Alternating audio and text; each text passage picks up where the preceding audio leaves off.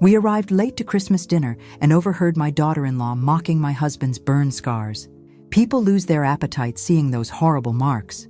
Her father arrived right behind us. He turned pale. "I know those scars," he whispered. "Where are you watching from today? Drop your location in the comments below and hit that like and subscribe button."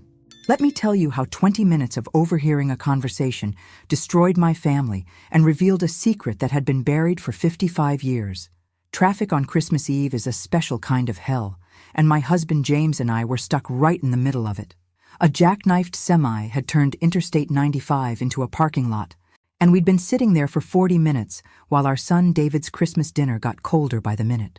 "We should call them," James said, drumming his scarred fingers on the steering wheel. Those burns covered his right hand and arm, traveling up to his neck and part of his face. 55 years since the fire that gave them to him, and they were still the first thing people noticed about my husband. I didn't mind them. I'd fallen in love with James Porter when we were both 17, 3 years after the accident that marked him.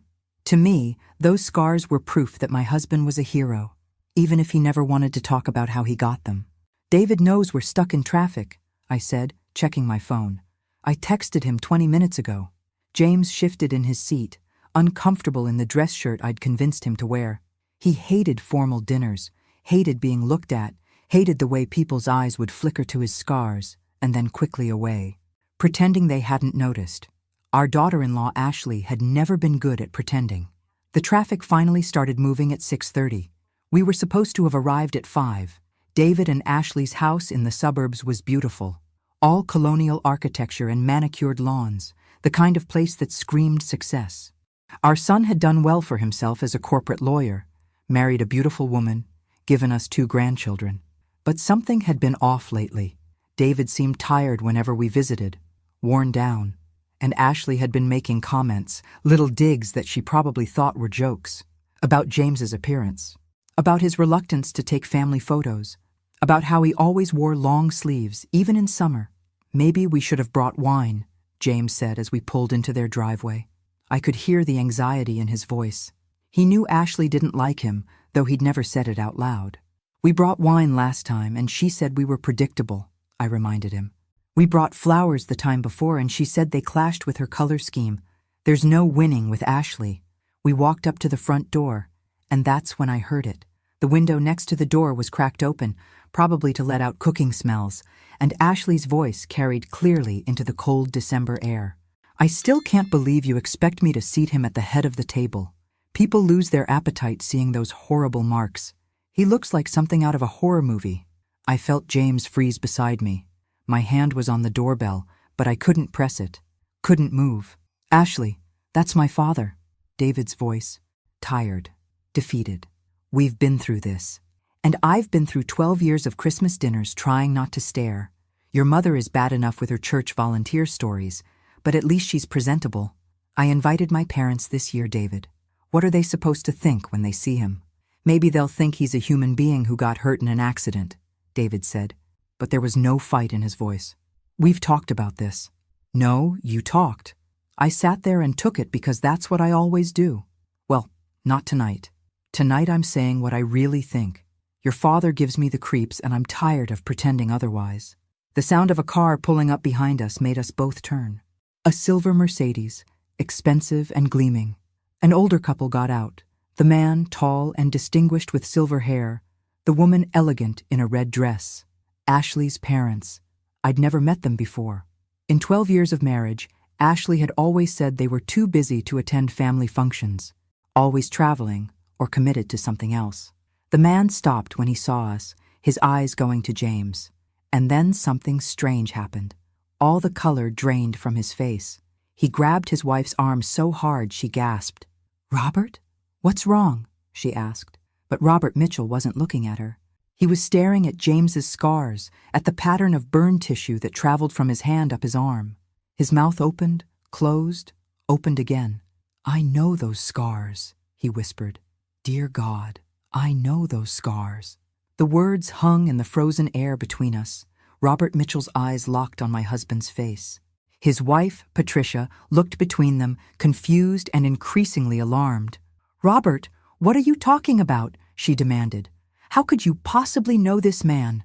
Before anyone could answer, the front door swung open. Ashley stood there, her face flushed from cooking, a perfect hostess smile plastered across her face. That smile died the instant she saw all of us standing there in her driveway, a tableau of confusion and shock. "Mom, Dad, you're early," she said, then noticed James and me.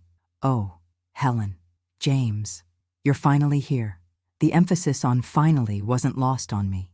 Neither was the way her eyes flickered to the open window, calculating whether we might have heard anything. The guilt that flashed across her face told me everything I needed to know. "Are you going to invite us in, or should we conduct Christmas dinner in the driveway?" I asked sweetly.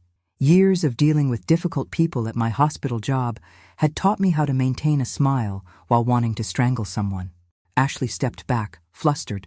Of course, come in, everyone." Robert Mitchell hadn't moved. He was still staring at James, who had gone very still beside me. I knew that stillness. It was how James reacted when he was overwhelmed, when he wanted to run, but was forcing himself to stay put. "Robert, are you coming?"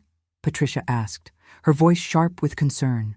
He shook himself, like a man coming out of a trance. "Yes. Sorry. I thought I recognized something." But his eyes kept returning to James as we all filed into the house. David appeared from the kitchen, wearing an apron that said "Grill Master" that Ashley had probably bought him. Our son looked exhausted, the kind of tired that comes from more than just a long day at work. When he saw his father, his face brightened genuinely for the first time. "Dad, Mom, I'm so glad you made it." He hugged us both, and I felt him hold on to James a little longer than usual. "Traffic was awful." "Right? Complete nightmare," James confirmed, his voice steady despite what we'd just heard. "Sorry we're late." Ashley was making introductions, her voice bright and fake. "David, these are my parents, Robert and Patricia Mitchell. Mom, Dad, this is David's father James and his mother Helen. We've heard so much about you," Patricia said graciously, extending her hand. She was clearly the social one in the relationship.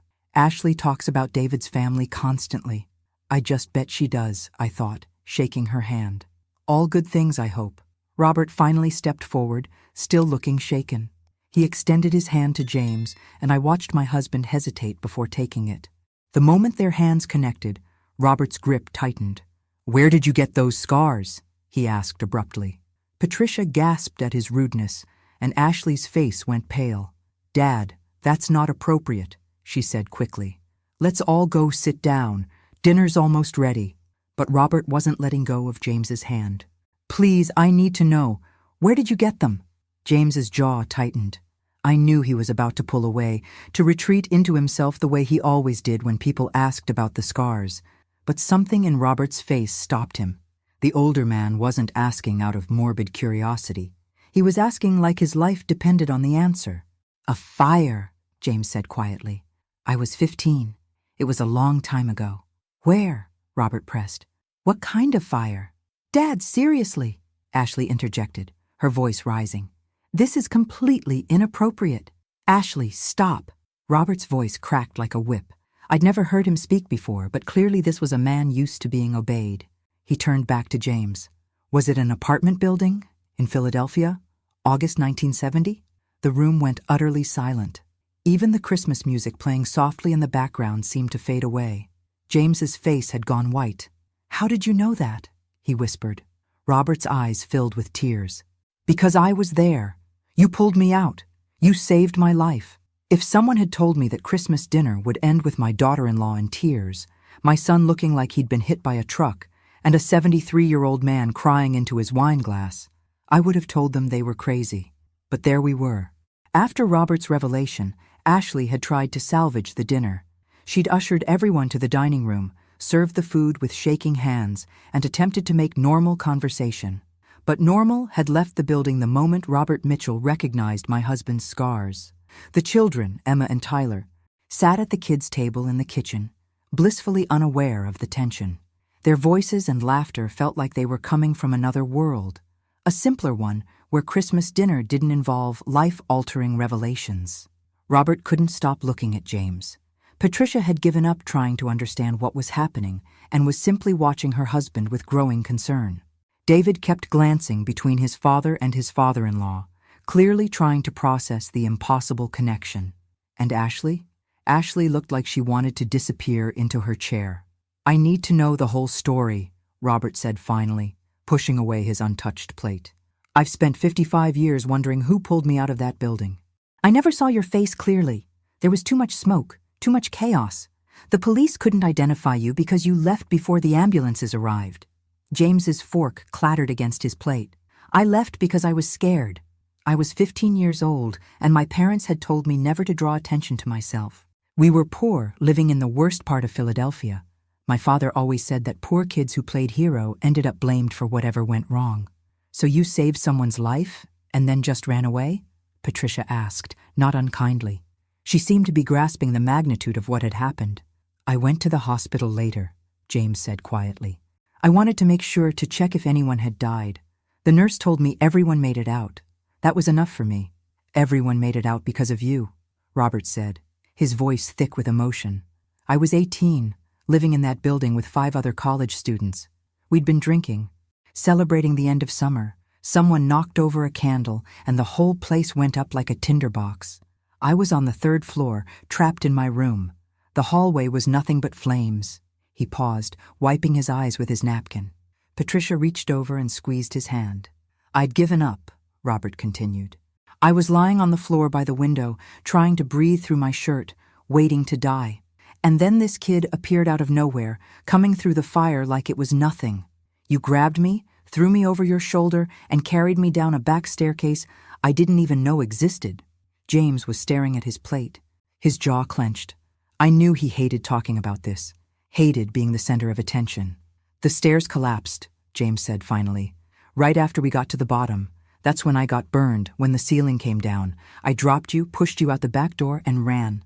I could hear sirens coming, and I just ran. I tried to find you, Robert said. For years I tried.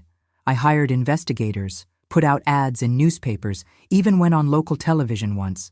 But I had no name, no face, just the memory of a teenage kid who saved my life and then vanished.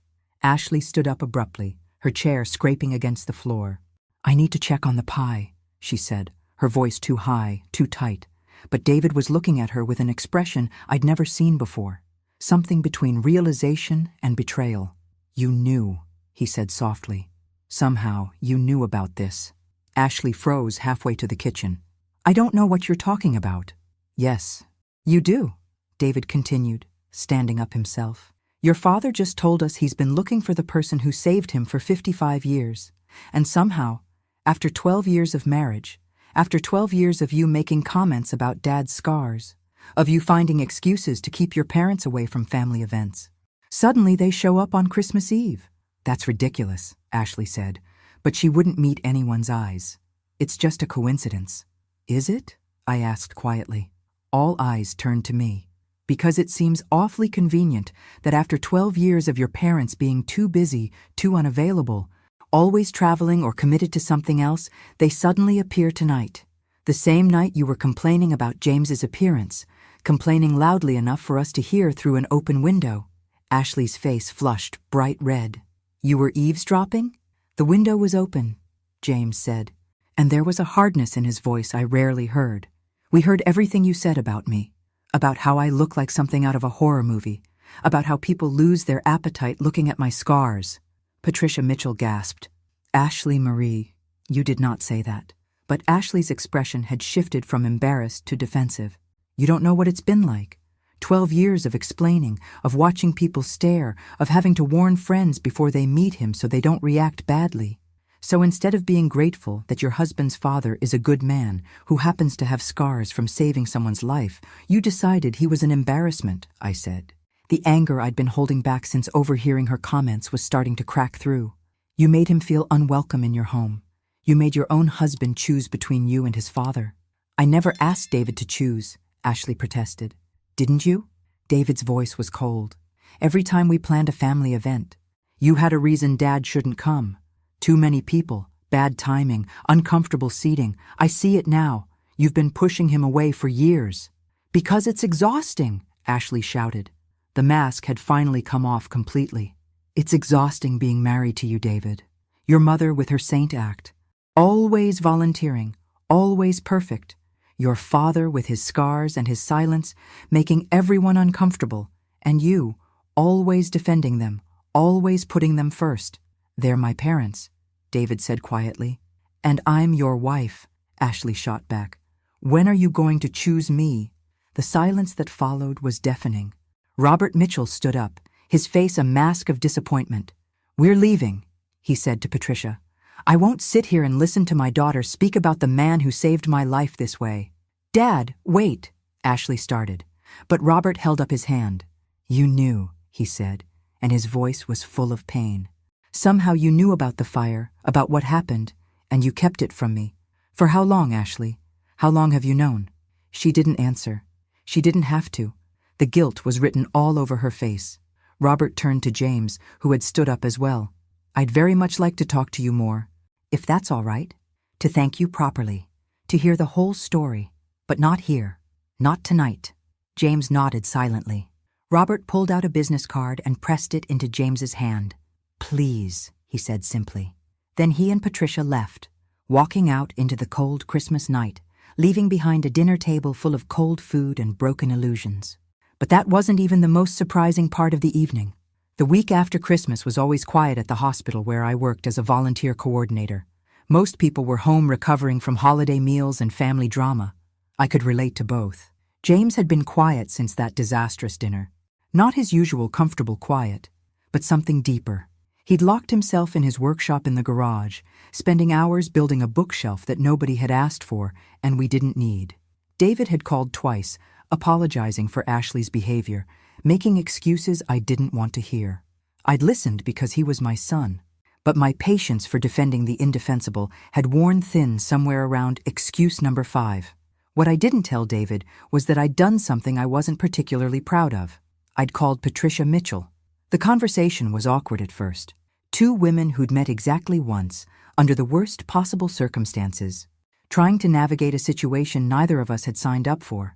But Patricia was gracious, and after the initial uncomfortable pleasantries, we'd actually started talking. I need to understand something, I'd said finally. How did Ashley know about the fire? About James? Patricia had been quiet for a long moment. I'm not entirely sure, but I have a theory. She'd explained that 3 years ago, Ashley had become obsessed with genealogy. She'd started researching family history, interviewing relatives, compiling information. Robert had mentioned the fire during one of those interviews, talking about how it had changed the trajectory of his life, how the young man who'd saved him was his ghost, the hero he could never find. Robert became very successful because of what happened that night, Patricia had told me. He'd been a mediocre student, partying too much, wasting his parents' money. The fire made him realize how precious life was. He went on to build a very successful investment firm. He spent decades doing charitable work, funding fire safety programs, helping burn victims, all because of what your husband did. And Ashley knew this? I think she figured it out somehow. Robert described the burns, their pattern, and she'd seen James's scars. She must have put it together. And instead of telling her father, she kept it secret, I said, the pieces falling into place. Because she knew her father would want to meet James, would want to thank him, and she'd spent years convincing David to keep his father at a distance. I'm so sorry, Patricia had said. If I'd known, if Robert had known, we would have come forward years ago. Now, sitting in my office at the hospital, I couldn't stop thinking about Ashley's choice. She'd known that her father had been searching for James for 55 years. She'd known how much it would mean to Robert to finally express his gratitude. And she'd kept silent because her vanity, her embarrassment over James's appearance, mattered more than her father's peace of mind. My phone buzzed. A text from David. Can we talk? Not about the dinner. Something else. Something I found. I called him immediately. What's wrong? I've been going through Ashley's things, David said, and he sounded wrecked. Not snooping exactly. She asked me to find her passport for a work trip, but I found something else. A folder labeled Robert's Hero. My blood ran cold. What was in it? Everything, Mom. Newspaper articles about the fire, hospital records, Robert's interview notes from when he was trying to find Dad. There's even a private investigator's report from 2 years ago. She paid someone to confirm that Dad was the person from the fire. 2 years. Ashley had known for 2 years and kept silent. "David," I said carefully, "what are you going to do?" He let out a long breath. "I don't know. I thought I knew my wife. I thought, despite everything, despite her faults, she loved me, that we were a team. But this? This is something else entirely. Have you confronted her?" "Not yet. She's been staying at her sister's house since Christmas. Says she needs space to think. I gave it to her because I thought maybe we were both overreacting. Maybe it was just holiday stress. But this folder, Mom, this changes everything." We talked for a few more minutes before David had to go to a meeting. I sat in my office, staring at the wall, trying to process everything. My phone rang again. Robert Mitchell. "Helen, I hope it's all right that I'm calling. Patricia gave me your number." "Of course," I said. "How are you?" "Confused, angry, grateful." He paused. "I need to see James again, to talk properly. I know Christmas dinner was a disaster, but I've waited 55 years for this. I can't let my daughter's terrible behavior rob me of the chance to know the man who saved my life. I'll talk to James," I promised. "He's been processing everything. It's a lot for him." "I understand. But Helen, there's something else you should know." Robert's voice dropped. "I did some investigating after Christmas. I have resources, contacts. I wanted to understand why Ashley kept this secret." "And did you find anything?" "Yes," he said grimly. "And you're not going to like it." The coffee shop Robert Mitchell had chosen for our meeting was quiet, upscale, the kind of place where conversations were private and the coffee cost more than it should. James had initially refused to come, but I'd finally convinced him by pointing out that the man deserved closure after 55 years. Robert was already there when we arrived, sitting in a corner booth with 2 thick folders in front of him. He stood when he saw us, and for a moment, the 2 men just looked at each other. Then Robert extended his hand, and this time, James took it without hesitation. "Thank you for coming," Robert said. "I know this is all very strange." "That's one word for it," James replied, but there was no hostility in his voice, just wariness. We ordered coffee, and for a few minutes we made small talk. The weather, the traffic, anything to avoid the elephant in the room. Finally, Robert pushed one of the folders toward us. "I need to show you something," he said. "I hired a private investigator after Christmas, not to look into you, James, into Ashley." James and I exchanged glances. "Why?" I asked. "Because I needed to understand why my daughter would keep something this important from me. Why she'd let me spend years searching for someone when she knew exactly where he was." Robert's jaw tightened. "What I found is worse than I imagined." He opened the folder. Inside were printed emails, text messages, bank statements. The documentation was extensive and damning. "Ashley knew about James 2 years ago," Robert began. "She hired a private investigator to confirm his identity after I mentioned the fire during one of her genealogy interviews. The investigator found James relatively easily. There aren't that many men in their 70s with that specific pattern of burn scars in this area." "So she's known for 2 years," James said quietly, "and never told you." "That's not all." Robert pulled out a series of emails. "These are between Ashley and a family therapist. She'd been going to counseling, not couples therapy with David, but individual sessions.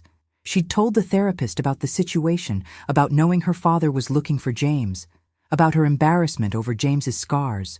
I started reading the printed emails. My hands began to shake. In them, Ashley described a plan, a deliberate, calculated plan to separate David from his parents. She'd written about how she needed to phase out her in-laws, especially James, because their presence made her uncomfortable. She'd strategized about how to create distance, how to make David choose between his wife and his father without making it obvious. "This email is from 18 months ago," Robert said, pointing to one near the bottom of the stack. "She's discussing how to handle the situation if I ever found James on my own. Her plan was to claim coincidence, to act surprised, and to then use the situation to finally convince David to cut contact with his father completely." "How would that work?" James asked, his voice hollow.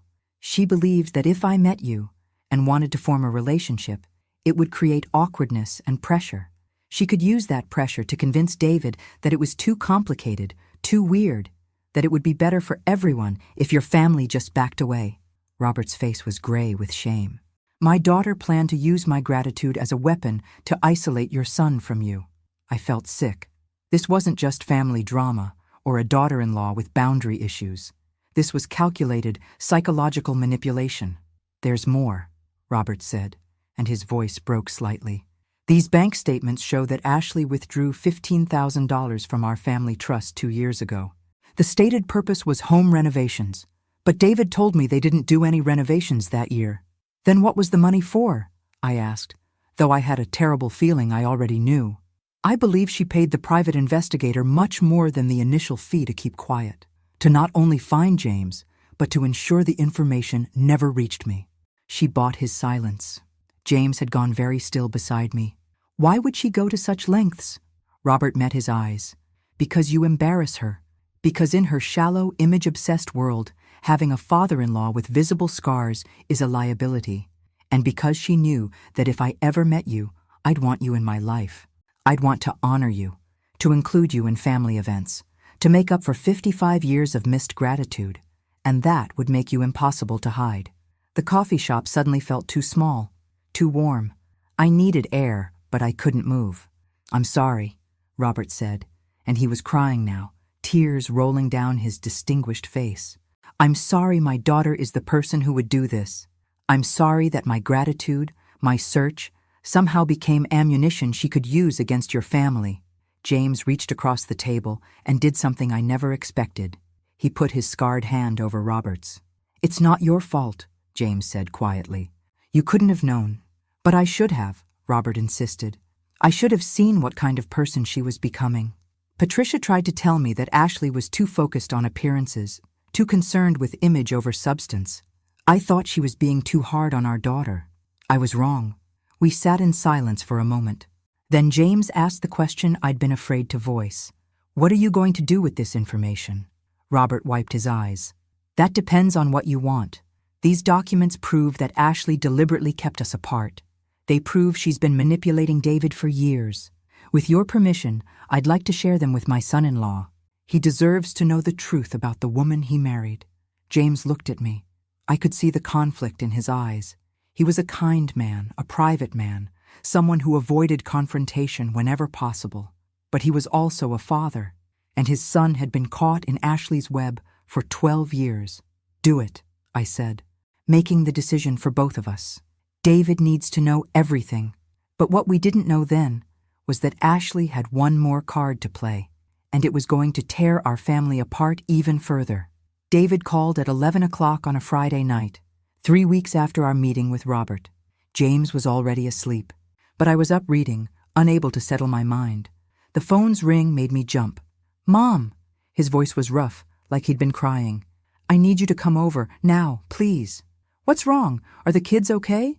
The kids are fine. They're at Ashley's sister's house. It's Ashley. Just please come. I can't do this alone. James was awake by then, sitting up in bed with concern written across his face. I told him briefly what David had said, and we both got dressed in record time, driving through the empty streets to David's house with my heart pounding. David met us at the door. He looked terrible, like he hadn't slept in days. His eyes were red and swollen, his hair uncombed. The house behind him was dark, except for one light in the kitchen. I confronted her, he said without preamble. Robert gave me all the documents. I waited until the kids were gone, until we were alone. I showed her everything. And? James prompted gently. David laughed, a bitter sound with no humor in it. She admitted it, all of it. The private investigator, the money, the plan to separate me from you. She said she did it because she loves me, because she wanted us to have our own life, free from the complications of my family. David, I started, but he held up his hand. That's not why I called you here. Come inside. There's something you need to see. We followed him through the dark house to his home office.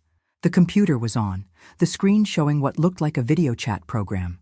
David sat down, gestured for us to take the other chairs, and clicked play on a saved video. Ashley's face filled the screen. She was sitting in what looked like a hotel room, her makeup perfect, her expression calm. But there was something in her eyes that I'd never seen before, something cold. Since you won't answer my calls, David, I'm sending this, her recorded voice said. I know Robert showed you his little investigation. I know you think you understand what happened, but you don't. Not really. The video. Ashley took a sip of wine, completely composed. Yes, I kept the information about your father from my dad. Yes, I paid the investigator to stay quiet. And yes, I've been working for years to create distance between you and your parents. But I had good reasons. Good reasons, James repeated quietly, his voice thick with disbelief. On screen, Ashley continued. Your mother is a manipulative woman who uses her volunteer work and her sweetness to control everyone around her. Your father is damaged goods, David. Physically, emotionally, psychologically damaged. And I didn't want that damage touching our children. I felt James flinch beside me. David's jaw was clenched so tight I could hear his teeth grinding. I knew if my father met James, it would become this whole thing. Video. Ashley went on. The hero worship, the gratitude, the constant family dinners where we'd all have to pretend those scars aren't horrifying to look at. I protected our family from that. I protected our children from having to explain to their friends why their grandfather looks like he crawled out of a fire. He literally did crawl out of a fire, I said, my voice shaking with rage. Saving her father's life. There's more, David said flatly. He fast-forwarded the video. Ashley's face reappeared. And if you think this is going to end with you choosing them over me, you're wrong. Because I have something you need to see. She held up a manila folder. Oh, do you remember when your dad supposedly gave up drinking 45 years ago? When he told everyone he'd quit, that he'd gotten sober, that he'd turned his life around? James went rigid beside me. David, turn it off. Dad, she's lying. Whatever she's about to say, she's lying. But Ashley was still talking on the screen. I found medical records, hospital admissions. Your father wasn't just drinking 45 years ago. He was hospitalized 3 times for alcohol poisoning. And Helen covered it up. She lied to you, told you he had the flu, that he was working late, anything to hide the truth. I felt the blood drain from my face. It was true. All of it was true. 45 years ago, James had hit rock bottom with his drinking. It had been the darkest period of our marriage, months of hospital visits and lies and desperate prayers that he'd survive. But he had survived. He'd gotten sober. He'd stayed sober for 45 years. Mom? David's voice was small. Is it true? Yes, I said, because I couldn't lie. Not anymore. But he got help. He's been sober for 45 years, David. That was a lifetime ago. On screen, Ashley smiled. A cruel, triumphant smile. So you see, David, your parents aren't the saints you think they are. Your father is a drunk, and your mother is a liar. And if you choose them over me, if you let Robert's misplaced hero worship destroy our marriage, I'm going to make sure everyone knows the truth. Everyone. The video ended. The 3 of us sat in silence. The only sound, the soft hum of the computer. I got sober before you were born, James finally said, his voice barely above a whisper. I never wanted you to know about that time in my life. I was ashamed. David turned to look at his father, and I saw tears in his eyes. Dad, I don't care that you struggled with alcohol 45 years ago. I care that you overcame it. I care that you've been an amazing father my entire life. I care that Mom loved you enough to stand by you during your darkest time. Ashley is threatening to tell Emma and Tyler, I said, understanding hitting me like a physical blow. She's going to tell your children that their grandfather is a recovered alcoholic. She's going to use it to poison them against him. She already has, David said bitterly. I found messages on her phone. She's been telling Emma that Grandpa James is sick, that he has a disease that makes him dangerous. Emma asked me yesterday if Grandpa was going to hurt us. James made a sound like he'd been punched. My hand found his, holding tight. What are you going to do? I asked David. Our son looked at us, and in that moment, I saw him make a choice. The choice Ashley had been so sure he wouldn't make. I'm divorcing her, he said simply. I've already talked to a lawyer. I'm filing on Monday, and I'm going to fight for full custody of the kids. Because I will not let her turn Emma and Tyler against their grandparents with lies and manipulation. David, divorce is a big step, James said carefully. Maybe counseling might help. Dad, she threatened to destroy you publicly to get what she wants. She's been systematically isolating me from you for years. She kept information from her own father that could have brought him peace just because she was embarrassed by your scars. David's voice was steel. This isn't a marriage worth saving. This is a cage I need to escape from. I should have felt triumphant. I should have been glad that my son was finally seeing Ashley for who she really was. But all I felt was sad. Sad that it had come to this. Sad that my grandchildren were going to go through their parents' divorce.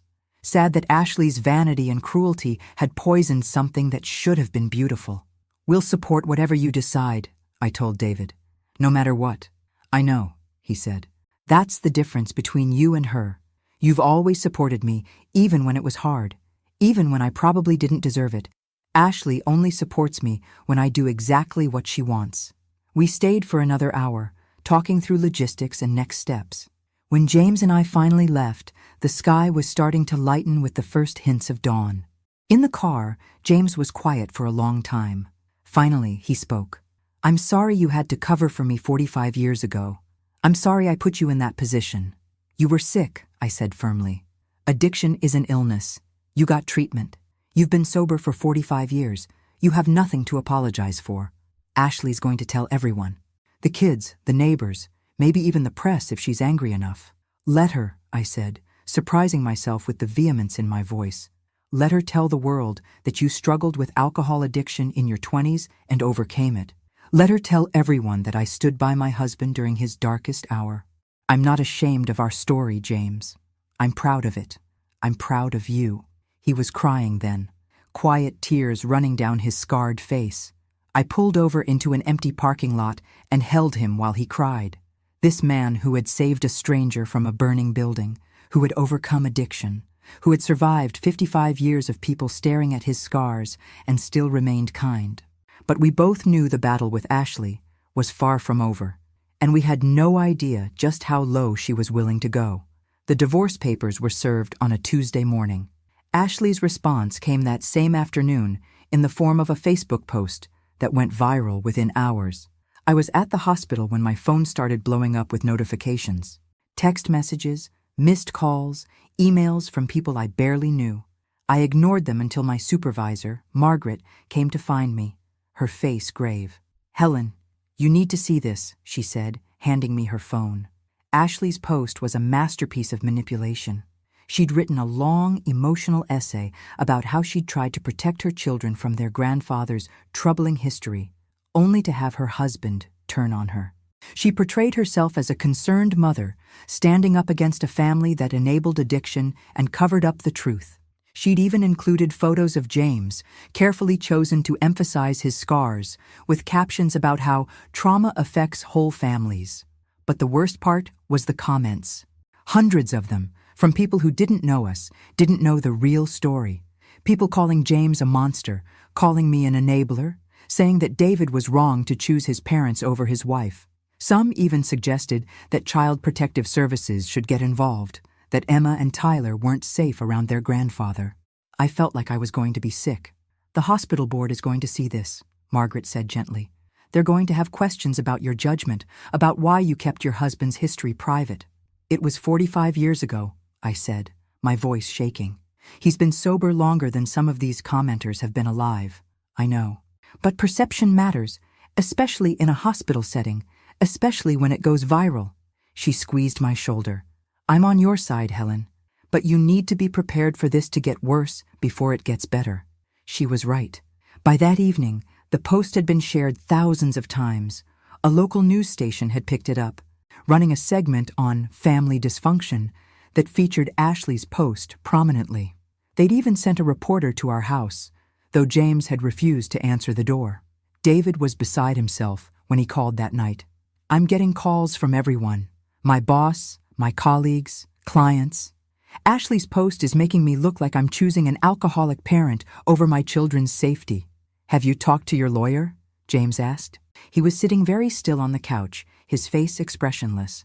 I knew that look. He was shutting down, withdrawing into himself the way he always did when the attention became too much. Yes, she says Ashley's post could actually help our case. It shows she's willing to publicly humiliate the family to get what she wants. But in the short term, it's going to be brutal. Brutal was an understatement. Over the next few days, I had to take a leave of absence from the hospital while the board investigated the situation. James stopped going to his woodworking club because some of the members had seen the post and the atmosphere had become awkward. We couldn't go to the grocery store without people staring and whispering. And then Robert Mitchell called. "I'm holding a press conference tomorrow," he said without preamble. "I'm going to tell the truth about what happened 55 years ago, about James saving my life, about Ashley's manipulation, about everything." "Robert, you don't have to do that," I protested. "This isn't your fight." "Yes, it is. James saved my life. He gave me 55 more years that I wouldn't have had. Years that I used to build a company, raise a daughter who turned out to be cruel, and search for a hero who was there all along. The least I can do is stand up for him now." "Ashley is your daughter," James said quietly. "This will damage your relationship with her permanently." "My daughter damaged our relationship the moment she chose vanity over integrity," Robert said, and there was steel in his voice. "I'm ashamed of what she's become, and I won't let her destroy a good man's reputation to save her own ego." The press conference was held at Robert's company headquarters, a gleaming tower in downtown Philadelphia. He'd invited every major news outlet in the region, and the room was packed with reporters and cameras. James, David, and I sat in the front row. I held James's hand so tightly my knuckles were white. Robert stood at the podium, looking every inch the successful businessman he was. Patricia sat behind him, her face composed, but her eyes sad. "Thank you all for coming," Robert began. "I'm going to tell you a story about a 15-year-old boy who saved my life, and the woman who tried to bury that truth for her own selfish reasons." For the next 20 minutes, Robert laid everything out. The fire, James's heroism, his 55-year search. He showed documents, photographs, medical records from his hospitalization after the fire. He explained how Ashley had discovered James's identity and kept it secret. He shared the private investigator's report, the emails detailing her manipulation of David, and then he addressed James's addiction. "My daughter has attempted to paint James Porter as an unfit grandfather because he struggled with alcohol addiction 45 years ago," Robert said, his voice ringing through the room. "Let me be clear. James Porter got sober before his son was born and has maintained that sobriety for 45 years. He got help. He overcame his illness. That is not a mark of shame. That is a mark of strength." The reporters were frantically taking notes. Cameras were flashing. I could see some of them looking at James, their expressions shifting from curiosity to respect. "My daughter is not a victim," Robert continued. "She is a manipulator who used her own father's trauma as leverage in a petty crusade against a man whose only crime was being scarred by the fire that saved my life. She has publicly humiliated a hero, and I will not stand for it." He paused, looking directly at the cameras. "James Porter, if you're watching this, I'm sorry. I'm sorry it took 55 years to thank you. I'm sorry my daughter made you regret saving my life. And I'm sorry that your reward for being a hero has been cruelty and judgment from people who don't know your story." When the press conference ended, the reporters mobbed us. They wanted interviews with James, wanted the hero's perspective. But James simply shook his head, squeezed Robert's hand in thanks, and walked out with his head high. The narrative changed overnight. Ashley's Facebook post was now seen as manipulative rather than brave. People who had commented in support of her were deleting their comments, embarrassed. The news segment about family dysfunction was replaced with features about unsung heroes and overcoming addiction. But the battle wasn't over yet, because Ashley had one last weapon to use, and it was the most dangerous one of all. The call came from David's lawyer on a Friday afternoon. Her voice was tight with controlled anger. "Ashley has filed a motion for emergency custody of the children. She's claiming that James poses a danger to Emma and Tyler based on his history of addiction and what she's calling unstable behavior patterns." "That's insane," David said. We were all on speakerphone in our kitchen, James's face growing paler by the second. "My father hasn't had a drink in 45 years. He's never been anything but loving with the kids." "I know, but she's found a psychologist willing to testify that children of alcoholics can relapse under stress, and that the recent media attention constitutes stress. She's arguing that James should have no contact with Emma and Tyler until he undergoes a psychological evaluation." "Can she do that?" I asked, my voice sharp. She can try. The hearing is Monday. We'll need character witnesses, documentation of James's sobriety, maybe a statement from his AA sponsor if he has one. James stood up abruptly and walked out of the kitchen. I heard the back door open and close. I'll get you everything you need, David promised the lawyer. After he hung up, he looked at me with devastated eyes. Mom, I'm so sorry. I never thought she'd go this far. She's desperate, I said, trying to sound calmer than I felt. Robert's press conference turned public opinion against her. This is her last play. I found James in the backyard, sitting on the bench we'd placed under the old oak tree. He was staring at his hands, those scarred, capable hands that had saved a life and built a family and never raised in anger. She's going to win, he said flatly. Some judge is going to look at me, look at my record, and decide I'm too dangerous to be around my own grandchildren. No, I said firmly, sitting beside him. That's not going to happen. We have 45 years of sobriety. We have character witnesses. We have Robert Mitchell ready to testify about your character. Helen, look at me. He turned to face me, and I saw the defeat in his eyes. I'm a 70-year-old man with burn scars and a history of alcoholism. Ashley is a pretty young mother claiming she's protecting her children. Who do you think people will believe? The truth, I said. People will believe the truth. But I wasn't as certain as I sounded. The weekend before the hearing was the longest of my life. David's lawyer worked around the clock gathering evidence. Robert offered to testify. James's former AA sponsor, a man named Carl, who'd become a good friend over the years, agreed to come. David compiled photo albums and videos showing James with the children, proof of their loving relationship. But none of us could shake the feeling that we were fighting an uphill battle. Sunday night, I couldn't sleep. I kept thinking about Emma and Tyler, about how they'd asked to visit us, but Ashley had refused to let them come, about how Emma had started asking David if Grandpa James was sick, like her mother said, about how Tyler had cried because he missed our Sunday afternoon cookie baking sessions. At 2 a.m, I got up and went to James's workshop in the garage. The bookshelf he'd been building was finished now, beautiful oak with intricate carvings. He'd told me it was for Emma's room, a place for all her beloved books. The door to the workshop opened, and James appeared, looking as sleepless as I felt. I was thinking, he said quietly, maybe I should agree to the psychological evaluation. Maybe I should agree to limited contact with the kids, supervised visits. Whatever makes this stop. No, I said. That's exactly what Ashley wants. She wants you to admit you're dangerous, even though you're not. She wants you to validate her lies. But if it means David gets his children back, isn't it worth it? I walked over to him, put my hands on either side of his scarred face, and made him look at me. James Porter, you are the bravest, kindest, most honorable man I've ever known. You ran into a burning building to save a stranger when you were 15 years old. You fought your way out of addiction and stayed sober for 45 years. You have been an amazing father and an incredible grandfather, and I will not let Ashley's lies make you question any of that. He was crying then, and I held him while he cried for the second time in as many months. This man who rarely showed emotion, who kept his pain private, who carried his scars both visible and invisible with quiet dignity. What if I lose them? He whispered. What if the judge decides I can't see Emma and Tyler? I don't know if I can survive that. You won't lose them, I promised, even though I wasn't sure I could keep that promise. We're going to fight this, and we're going to win. Monday morning arrived too soon. The courthouse was packed with reporters, thanks to Robert's press conference. We had to push through a crowd of cameras and microphones just to get inside. The hearing room was smaller than I expected, more intimate. Ashley sat on one side with her lawyer, looking demure and concerned in a navy blue dress with her hair pulled back. She didn't look at us, didn't acknowledge our presence. Emma and Tyler weren't there. David had insisted they not be present, and thankfully the judge had agreed.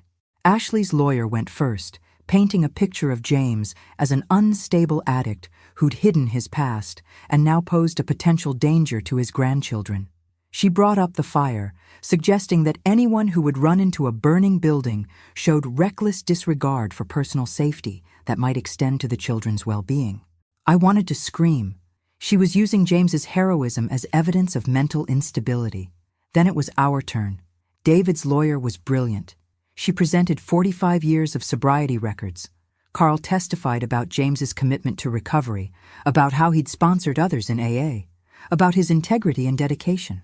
Robert took the stand and told his story again, this time directly to the judge, explaining exactly what kind of man James was.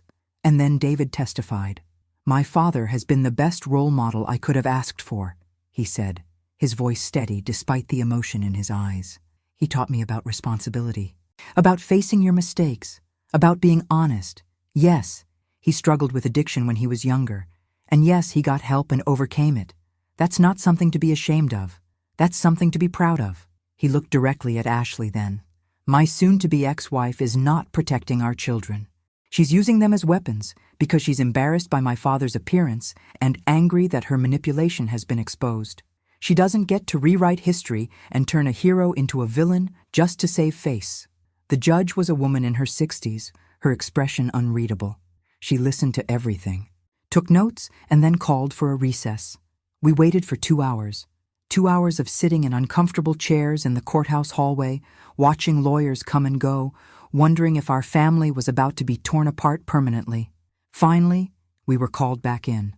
The judge looked at Ashley, then at us, then at the stack of documents in front of her. "I've reviewed all the evidence presented today," she began, "and I've listened to testimony from both sides. Mrs. Porter, you've painted a picture of Mr. James Porter as a dangerous addict, but the evidence doesn't support that characterization." Ashley's face went white.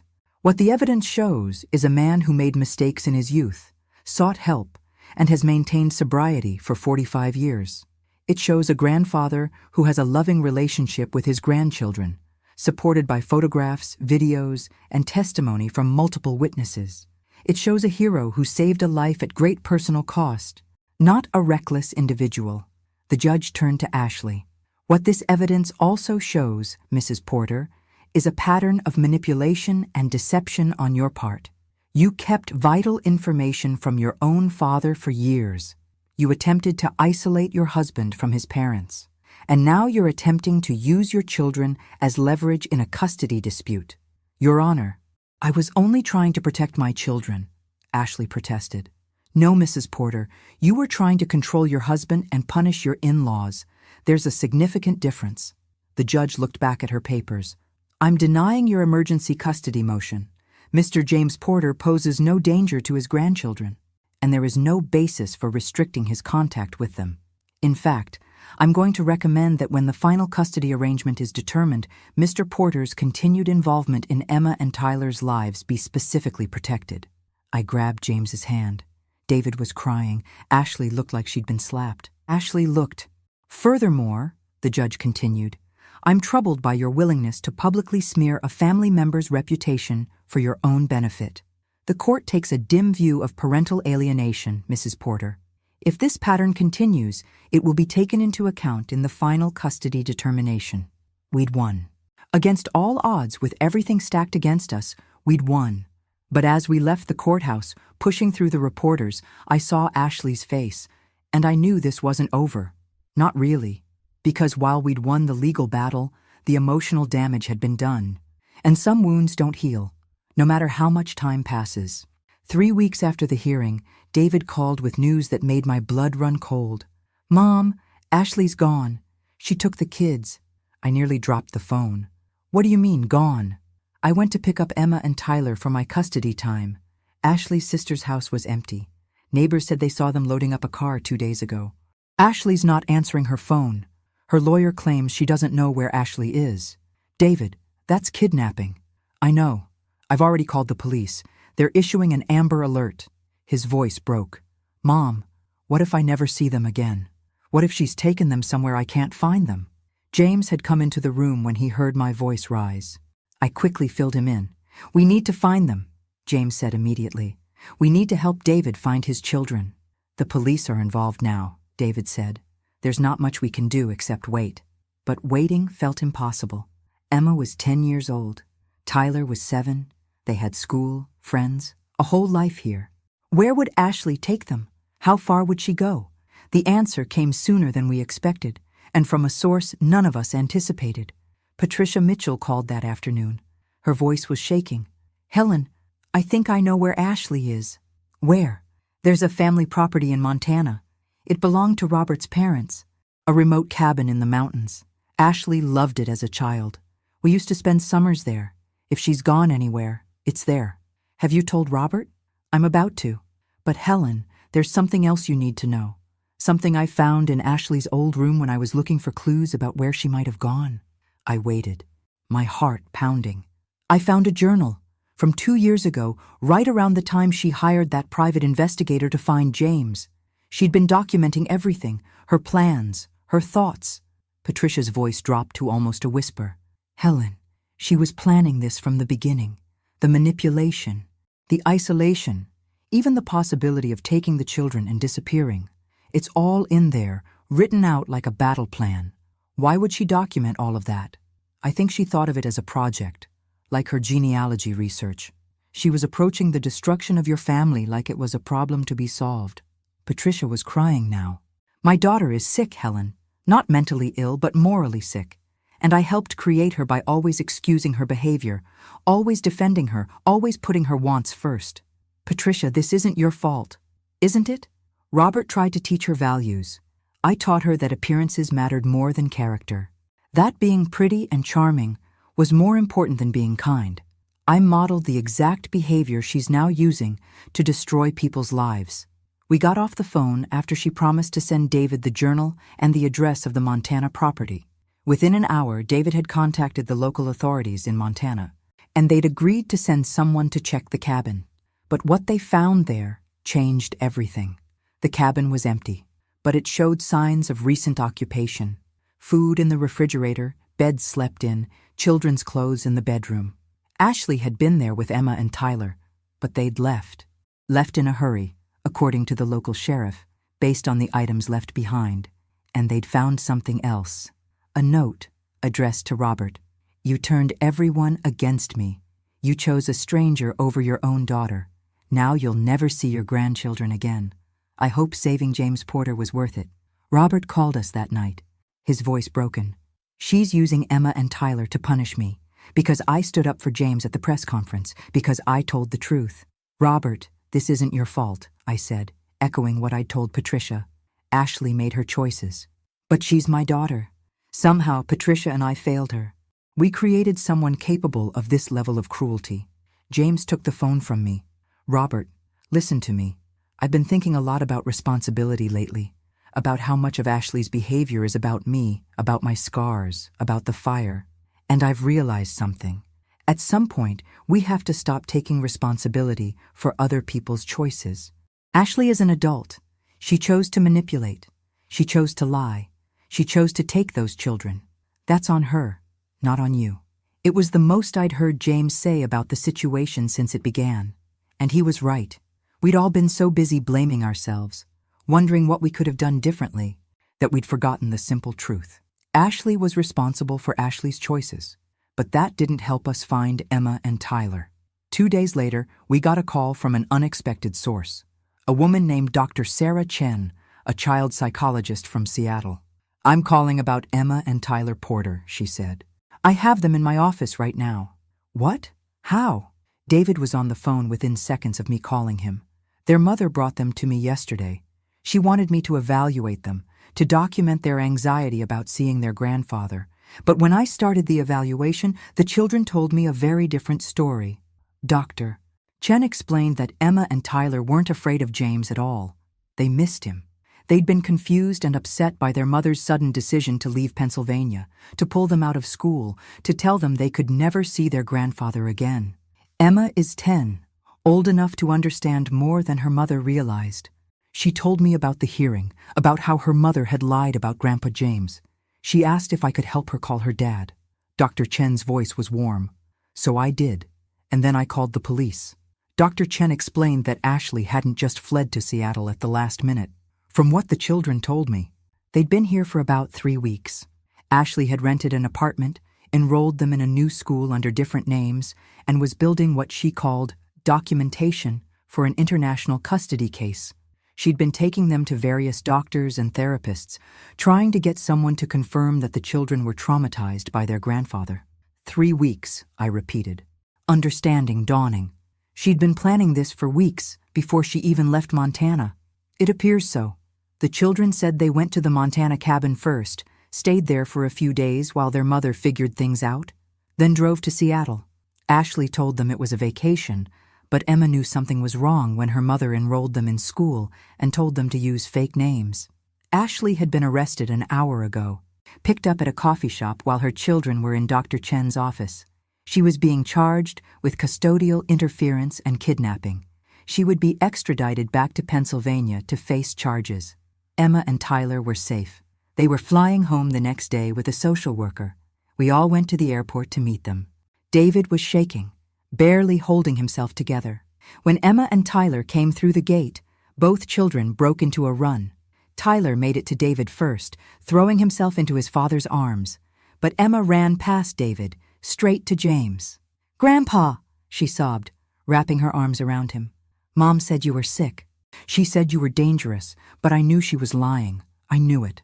James sank to his knees, holding his granddaughter, this brave little girl who'd seen through her mother's manipulation. "I'm okay, sweetheart. I'm okay." Tyler joined them, and then David, and I stood watching my family hold each other in the middle of the airport while travelers walked around us, and I cried tears of relief. But even then, even with the children home safe, I knew we weren't done, because Ashley was facing serious charges, and the trial was going to expose every detail of her manipulation, her deception, her willingness to destroy lives to get what she wanted. The final revelation was still to come, and it would be worse than any of us imagined. The trial started on a humid Tuesday in August, 8 months after that disastrous Christmas dinner. Ashley was facing multiple charges: custodial interference, kidnapping, parental alienation, and several financial crimes related to the money she'd taken from her family's trust. James didn't want to attend. He'd said everything he needed to say, and being in a courtroom with everyone staring at him, dissecting his past, was his version of hell. But Robert had asked him to come, and James couldn't say no to the man whose life he'd saved. The prosecution's case was strong. They had the journal Patricia had found, documenting Ashley's plans. They had the emails to the therapist. They had testimony from David, from Emma, from Dr. Chen in Seattle. They had proof of Ashley's 2-year deception about James's identity. But Ashley's defense team had a strategy. They were going to paint her as a protective mother, driven to desperate measures by a family that had gaslit her, manipulated her, and turned everyone against her when she tried to protect her children. On the 3rd day of the trial, they called their surprise witness. "Me, Mrs. Porter," Ashley's lawyer began, his voice smooth. "You've been married to James Porter for 45 years, is that correct?" "Yes. And during that time, has he always been honest with you?" I felt my stomach drop. "What do you mean?" "I mean, has your husband always told you the truth about his past, about his actions, about his history?" David's lawyer objected, but the judge allowed the question. I had to answer. "My husband and I have been honest with each other about everything that matters." "Everything that matters," the lawyer repeated. "Interesting phrasing. Are you aware, Mrs. Porter, that your husband lied on his hospital admission forms 45 years ago when he was being treated for alcohol poisoning? He was sick and ashamed. Many people in his situation lie. Are you aware that he lied to his employer about the reason for his extended absences during that period? He had an illness. He was protecting his job." The lawyer smiled, not pleasantly. "Lying to protect yourself. Lying because you're ashamed. These are understandable, you say. So when my client lied about knowing her father was searching for James Porter, when she lied because she was ashamed of her father-in-law's appearance and protecting her social standing, why is that different?" "Because her lies hurt people," I said, my voice rising. "Her lies separated a father from his children. Her lies destroyed families. James's lies 45 years ago were about protecting himself when he was at his lowest point. Ashley's lies were about controlling and manipulating everyone around her." "Or," the lawyer countered, "Ashley's lies were about protecting her family from what she perceived as an unstable influence." He pulled out a document and presented it to the judge. "This is a psychiatric evaluation of James Porter from 46 years ago, before he went to rehab. It describes severe depression, anxiety, and what the doctor called unresolved trauma from his burn injuries. James had gone very still beside me. I'd known about the depression, had lived through it with him, but seeing it weaponized like this, used to paint him as unstable, was unbearable. My client, Ashley's lawyer continued, was aware of this history. She knew that her father-in-law had struggled not just with alcoholism, but with mental health issues. She made a judgment call about what was best for her children. Was she perfect? No. Did she handle it well? Perhaps not. But was she malicious? Or was she simply a mother trying to protect her family the best way she knew how? It was a brilliant defense. Twisted, dishonest, but brilliant. He was reframing Ashley's cruelty as misguided protection. The prosecution countered with the journal, with Ashley's own words planning the elimination of James from David's life.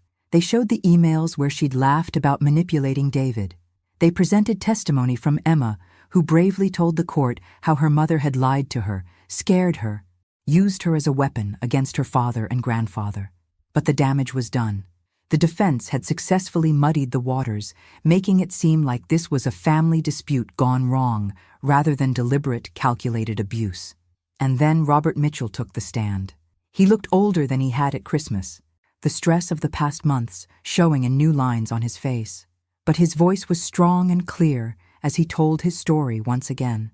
The fire, the rescue, the 55 years of searching. My daughter knew how important finding this man was to me, Robert said.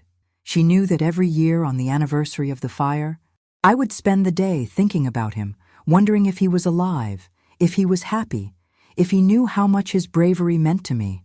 She knew all of this, and she kept silent. Ashley's lawyer cross-examined him. Mr. Mitchell, would you say you've been somewhat obsessed with finding the person who saved you? I'd say I've been grateful. Grateful enough to potentially overlook warning signs about Mr. Porter's fitness to be around your grandchildren? There were no warning signs. James Porter is one of the finest men I've ever met. But you didn't meet him until 8 months ago. You knew nothing about him except that he pulled you from a fire 55 years ago. Isn't it possible that your gratitude has blinded you to legitimate concerns? No, Robert said firmly, because I did my research. After I met James, I looked into his life. I spoke with people who know him, worked with him, have been part of his community for decades. Everyone told me the same thing. James Porter is a good man who made mistakes, learned from them, and became better because of them. That's not someone to fear. That's someone to admire. The trial lasted 2 weeks. Witnesses came and went, evidence was presented, arguments were made. But through it all, one thing became crystal clear. This was never about protecting children. It was about control. Ashley had wanted to control her image, her husband, her family narrative. When that control was threatened by the truth about James's heroism and her father's gratitude, she'd escalated. She'd lied, manipulated, stolen money, and finally kidnapped her own children in a desperate attempt to maintain control. The jury deliberated for 6 hours. When they came back, their verdict was unanimous. Guilty on all counts. Ashley showed no emotion as the verdict was read. She didn't cry, didn't react, just stared straight ahead, like she couldn't believe this was happening to her. The sentencing hearing was scheduled for 2 weeks later. In the meantime, David was awarded full custody of Emma and Tyler.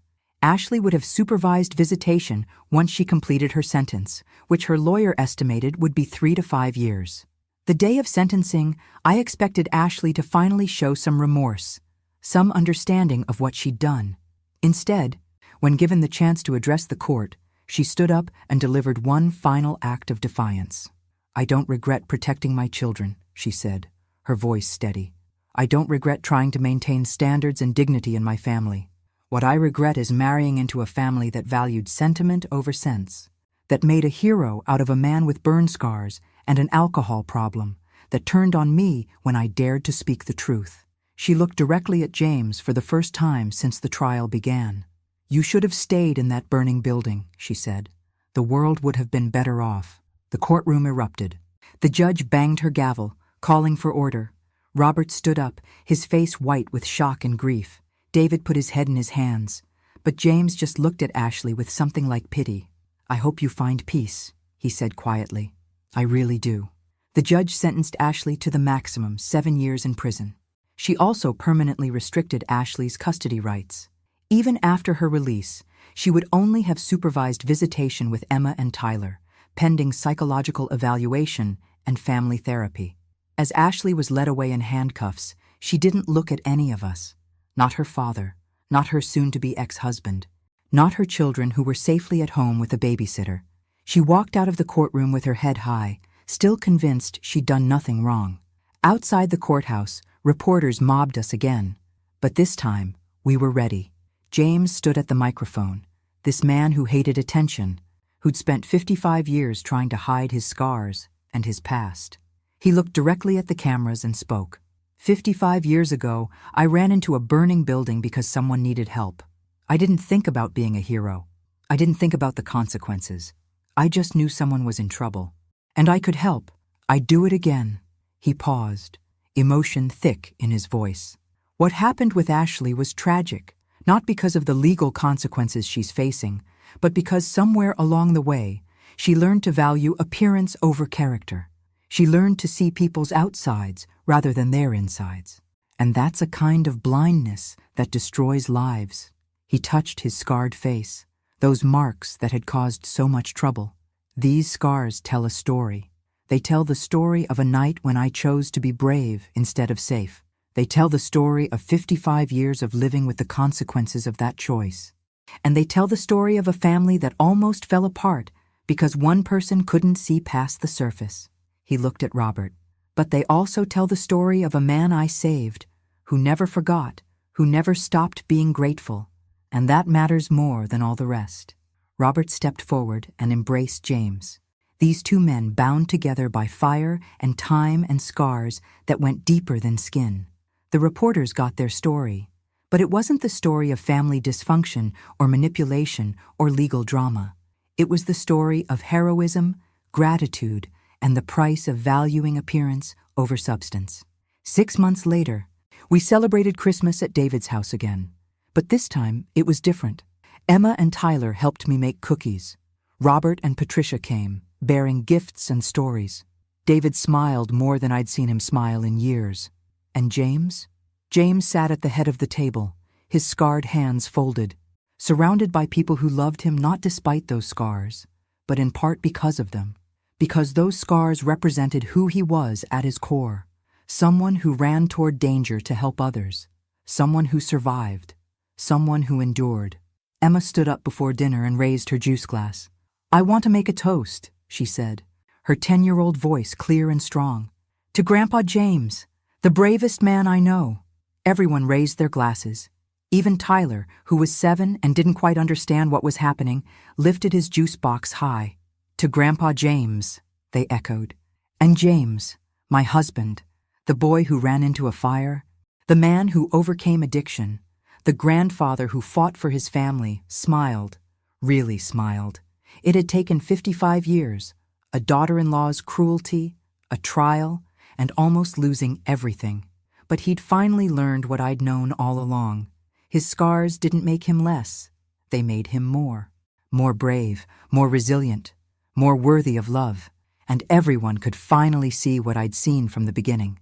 Not a damaged man with burn scars, but a hero with proof of his courage written on his skin. Thanks for listening. Don't forget to subscribe and feel free to share your story in the comments. Your voice matters.